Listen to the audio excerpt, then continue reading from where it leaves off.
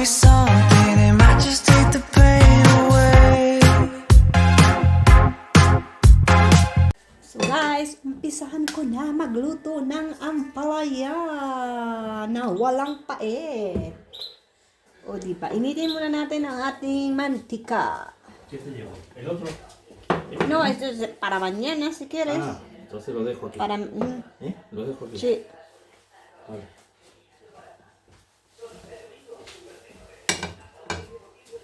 Llevo las... Ilagay ko na ang bawang. No sé, tito. Okay to. Bawang, guys. Aho.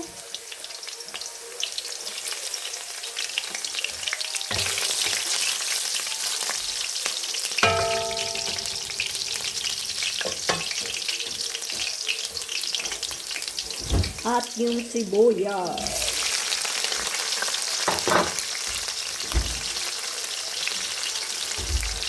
Hindi ko na ilalagay yung kampanak guys kasi maingay.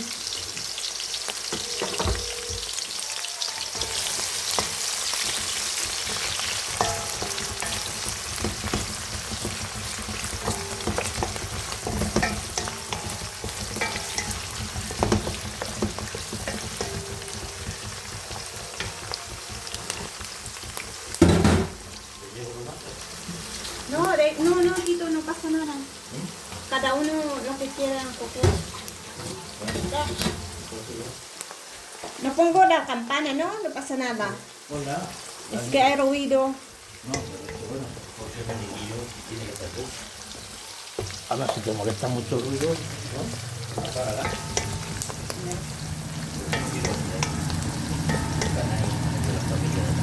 Ah, vale.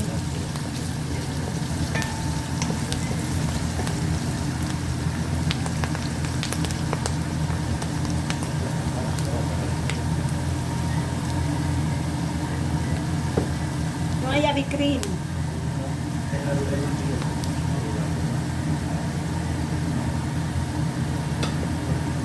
Lagay ko na guys yung tomate.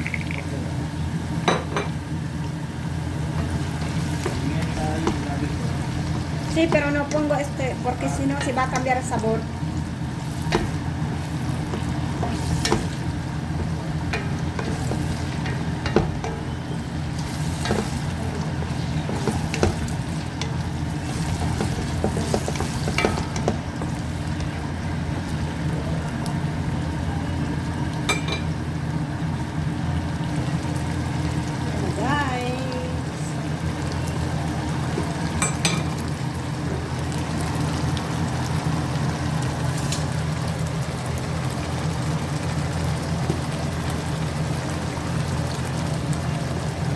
Lalagyan ko siya ng asin dahil marami, kaya madami din asin.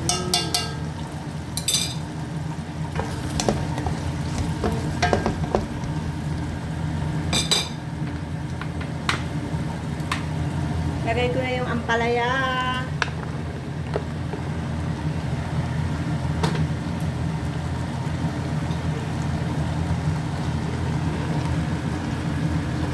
Kailangan halu-haluin.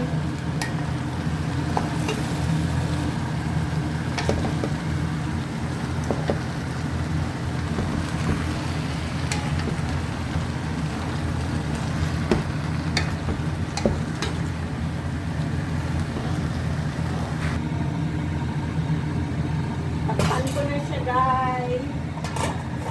Takpan na natin.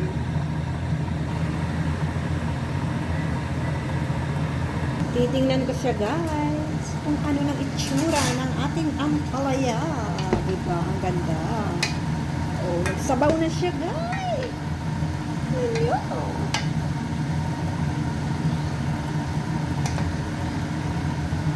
Haluin natin para di masunog sa ilalim. Magbabaylar naman yung kawali.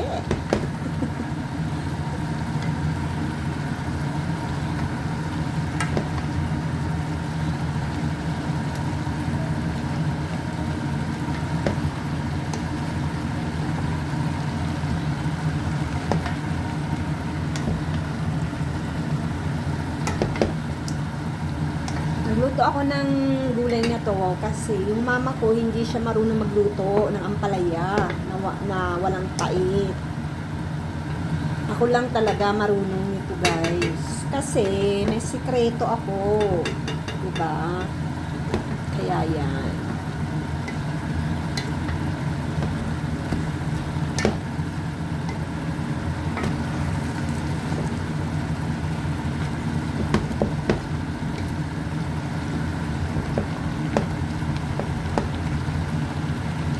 Takpan ko ulit para lumambot at mamaya magti-prepare na tayo ng egg para lalagay natin dito mamaya. So meron ako nakaprepare na plato guys para sa ating itlog. And then 4 na itlog ang aking preparar. Dito kayo magtok-tok, wag sa plato at pag nahulog yung balat, madumi, ha? And then another one. Tapos ganyan. And then another one. Tapos ganyan. And then another one. And then ito. Tapos ganyan ulit. Ay, nahulugan. Wala na madumi. Diba? Hugas tayo ng kamay. Kapag naghawag kayo ng itlog, kailangan din magugas kayo ng kamay, guys. And then, butter natin para naman siya ay shake. And then, kukuha ako ng asin. Ganitong asin, ng kantidad. Diba? Huwag na natin masyadong lagyan ng asin kasi yung ating ampalaya ay nilagyan ka kanina ng asin. Diba, guys? Maalat na yan. Paano ba yan? Buti pa pag matabang, pwede natin dagdagan. Pero pag maalat na guys, mahirap na siyang repairin, di ba? Kumbaga, sa makina. Wala nang solusyon yon. Kundi lalagyan mo na lang ng asukal. Pero, hindi natin siya lalagyan ng asukal. Kaya, kailangan yung ating asin dito na ilalagay ay kailangan estimated natin yung ating kantidad na ilalagay. Hindi masyadong maalat, di ba? Yan. Kasi may mga luto talaga na nilalagyan ng asukal para sumarap. Pero itong ampalaya, hindi natin siya lalagyan ng asukal. Kaya ito lang ang ating truko. Ito lang ang ating trick sa ating solusyon kung paano magluto ng ating ampalaya na walang pait. Ako lang yun guys. Ewan ko lang sa iba, pero ako, ito. Walang pait talaga pag ako nagluto. The best sa aming pamilya. Parang gano'n. Diba? May nahirapan ako magsalita guys kasi yung ngipin ko masakit pa. Masakit pa yung tornilyo na nilagay sa aking ngipin. O, diba?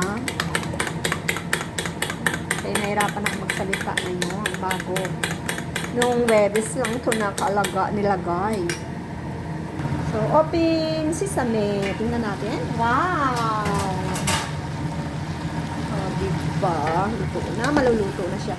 Dapat guys, lutong-luto yung ating ampalaya para hindi siya mapait. Ha? Hindi masyadong mapait. Kumbaga, yung kanyang natatanggal yung kanyang pait. Okay? Kailangan luto siya. Kasi pag hapko, talaga malalasahan nyo yung pait. May mga tao na mahilig sa mapait. Diba? Kaya nga, iniwan sila ng kanilang mga ex dahil sa pait ng kanila. No, joke lang guys. Joke lang yun. Kayo naman. Huwag na kayo magpa-apekto. So, natatanggal na yung sabaw guys. Kaya okay na yan. Malapit na siyang maluto. So, lalagyan natin siya ng mantika ulit. Para masarap ang lasa. So, lalagyan ko siya ulit ng mantika na kaunti lang naman, hindi masyadong madami. Kumbaga, ganyan lang kaunti. Tapos halu-haluin natin ulit para sumuot at hindi masunog, di ba? Ang ating ampalaya. Yan. Tapos takpan ulit natin. Tingnan ko nga kung malambot na. Tigas pa.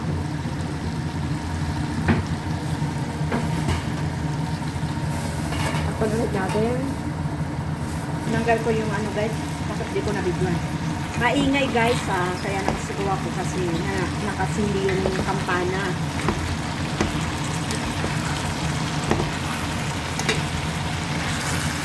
Para yung amoy niya hindi pumunta sa salon, sala.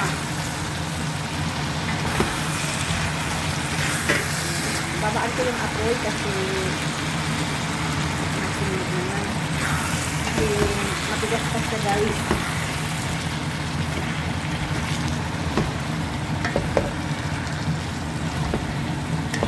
Kasi ang mami ko gusto niya malambot yung pagkain. Alam niyo na guys, may edad na ang aking mami. Sa awa ng Diyos. Diba?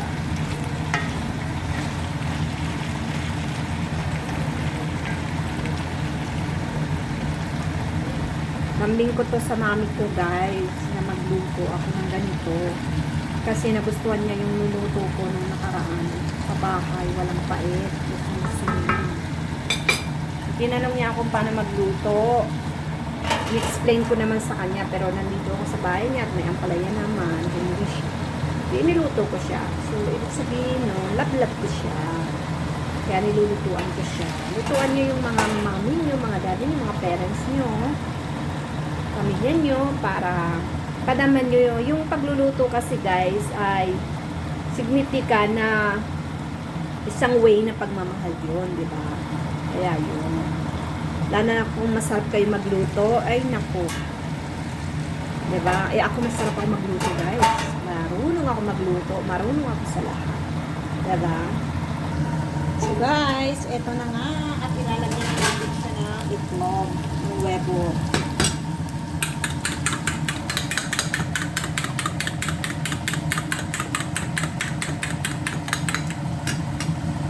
Sabay na mainit na mainit. Para maluto yung itlog din, di ba? Para madami. So, na.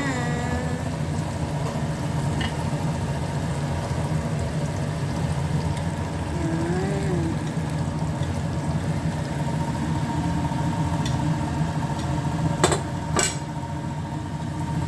Huwag nyo munang haluin, guys. Para maluto talaga yung itlog. Para madami siyang tingnan. Diba? Pag maraming maluto, kumbaga, ganyan.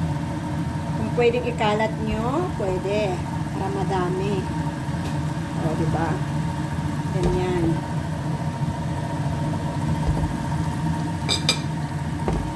Guys. Para marami siya.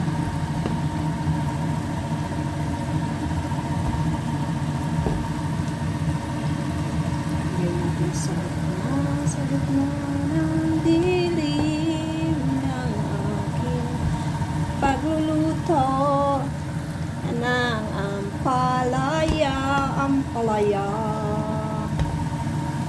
O, diba? At syempre, naku, mas matunog na babaan na natin ang apoy.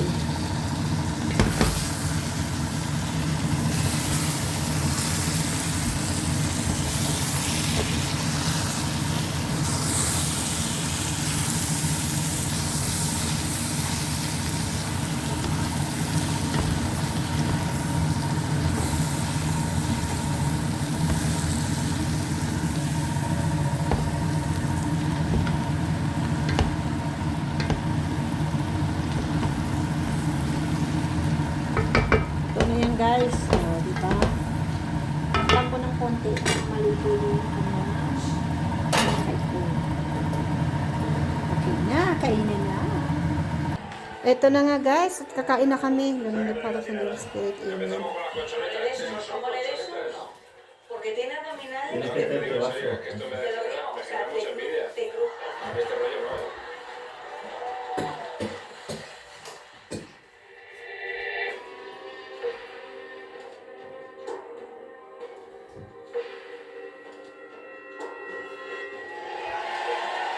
Kain na, maming! Kain tayo, guys. Nandito No tiene yung... vaso, ¿no? Dahil, no pasa nada, tito. No pasa nada. No voy a tomar ahora. Yung pechuga de pollo at yung ampalaya. O, diba? Ow! Sipi! Ay! Ow! Hinahan ako ng pusa dahil yung sakit. Live ka lang. Ow! Hindi makapagsalita. Yeah, pero masakit.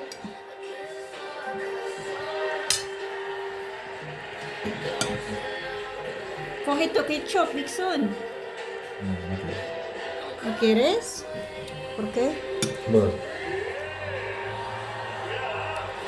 Otra vez. Te va a comentar.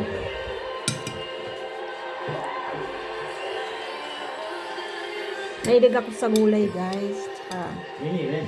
may isda lang nga. Wala. No, vente aquí, ven.